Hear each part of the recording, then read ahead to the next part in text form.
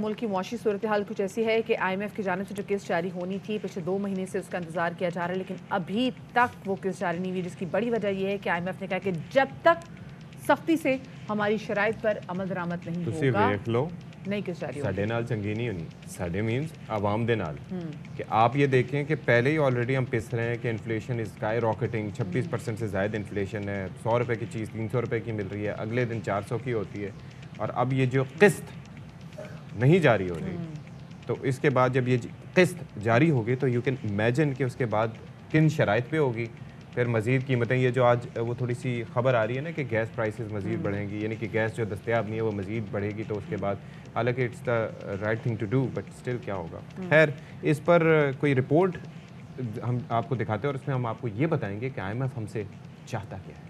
हम तो सूरत हाल पर हम तजिया ले लेते हैं। मुआशी तजियाकार आबिद कईम सुलेहरी साहब हमारे साथ मौजूद हैं, उनको शामिल गुफ्तगू करेंगे। आबिद साहब, very good morning and warm welcome to Bakhabar Savera. Abid साहब, कितनी पाकिस्तान की लोगों की सफरिंग्स बढ़ सकती हैं अगर ये IMF की नेक्स्ट किस्त जाकर जारी नहीं होती, और कितना ज़रूरी है कि वो तमाम तर चीज़ें की जाएँ जो IMF चाह रहा है, और कितना लोड बढ़ जाएगा आवाम पे अगर वो कर दिया जो IMF चाह रहा है? देखिए, इस वक्त मेजर चीज़ है डिफॉल्ट से बचना, और हमें अपने डॉलर रिजर्व जो हैं उनको शोर अप करना, क्योंकि इस वक्त पाकिस्तान के पास मुश्किल से 3 हफ्ते की इंपोर्ट के डॉलर्स हैं। अगर IMF की किस्त जारी नहीं होती तो सबसे पहला जो अभी हम देख रहे थे कि एलसी जो है बंद पड़ी है, बैंक एलसी नहीं खोल रहे, सबसे पहला जो हिट आएगा वो मैं डीजल और पेट्रोल में आता देख रहा हूँ कि वहाँ पे लंबी लाइनें लगना शुरू हो जाएंगी। फिर आपका जो कुकिंग ऑयल है, एसेंशियल मेडिसिन हैं, जो सारी की सारी जो इम्पोर्ट जिस पे कि हम डिपेंडेंट हैं, और मैं लग्जरी आइटम्स की बात नहीं कर रहा, अपनी रोजमर्रा जिंदगी के लिए जो हम इम्पोर्टेड चीज़ों पे दालें हैं, वो घी है, वो खाने का तेल है, तो हर चीज़ जो है उसकी सप्लाई में कमी आ जाएगी। तो पहली चीज़ तो ये कि फौरी तौर पे हमें IMF की तरफ जाना है। अब IMF पे जाते हैं, जाहिर है कि वहाँ पे इन्फ्लेशन जो है वो मजीद बढ़ेगी। आपका इस वक्त इलेक्ट्रिसिटी का जो सर्कुलर डेट है, एनर्जी सर्कुलर डेट, वो 4 ट्रिलियन को से ज्यादा बढ़ चुका है। जो मिनी बजट की शक्ल में टैक्सेस लगाने पड़ेंगे वो ओरिजिनल बजट से ज्यादा के टैक्सेस लगाने पड़ रहे होंगे। लेकिन ये जितना हम इन फैसलों को ताखीर कर रही होगी हुकूमत, उतना ज्यादा इनका। आबिद सुलेहरी साहब, अब हमें जरा ये बताइए कि वो सवाल तो बेसिकली ये आपको पता है बड़े ज़बरदस्त किस्म के सवाल होते हैं कि जी हम कहाँ खड़े हैं, लेकिन हम बेसिकली पूछना ये चाहिए कि हम कहाँ पड़े हैं, क्योंकि सिचुएशन अब खड़े रहने की या बैठने की नहीं रह गई है। इस वक्त ये बताइए कि जो मौजूदा हुकूमत है क्या वो इस पोजीशन में है, क्योंकि आपकी असेसमेंट तो होती है ना, आप इकोनॉमिक एडवाइजरी काउंसिल का भी हिस्सा रहे हैं, आप देखते हैं कि वो इस नौयत के फैसले कर सके जाते जाते। देखिए, अगर ऐसा नहीं करेगी तो फिर मैं इलेक्शन जल्द होते हुए देख रहा हूँ, क्योंकि हुकूमत के पास फिर एक ही ऑप्शन रह जाएगी कि वो जो उसके पास डॉलर रिजर्व्स मौजूद है, या अगर दोस्त ममालिक से कोई एक आध उनको रिलीफ मिलता है तो उस पीरियड के दौरान इलेक्शन अनाउंस कर दें। अगर पंजाब के इलेक्शन आ रहे हैं, KP के इलेक्शन आ रहे हैं, तो जाहिर है कि हुकूमत भी इस वक्त एक कैच-22 सिचुएशन में है। अगर वो इन फैसलों पर अमल दरामद करती है तो वो अपना पोलिटिकल कैपिटल लूज करती है।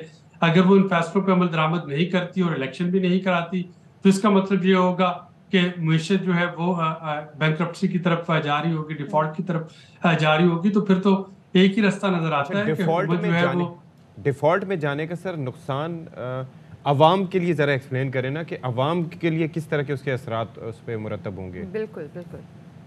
देखिए, डिफॉल्ट खुदा न खास्ता अगर उसकी तरफ हम बढ़ते हैं तो पहले तो ये था कि आपकी एलसीज जो हैं वो कहीं पे रिकग्नाइज नहीं हो रही होंगी। आपकी एयरलाइन इंडस्ट्री, आपकी तमाम जो दुनिया से जितनी भी डीलिंग है वो हॉल्ट पे आ जाती है। डॉलर अगर आपके पास ड्राई हो जाते हैं तो श्रीलंका वाला हाल है कि श्रीलंका में लोगों के पास पैसे खत्म नहीं हुए थे, श्रीलंकन रुपीस तो थे लेकिन डॉलर्स खत्म हो गए थे। तो अगर आपके पास डॉलर नहीं रहते हैं तो जाहिर है कि आप दुनिया से लेन देन जो है वो नहीं कर पाएंगे, और अगर ऐसा होता है तो फिर सियासत जो है उसका कोई फायदा नहीं होगा खुदा न खास्ता, क्योंकि जाहिर है ये मुल्क है, ये मुल्क की मईशत है, तो तभी सारा कुछ जो है वो चलेगा।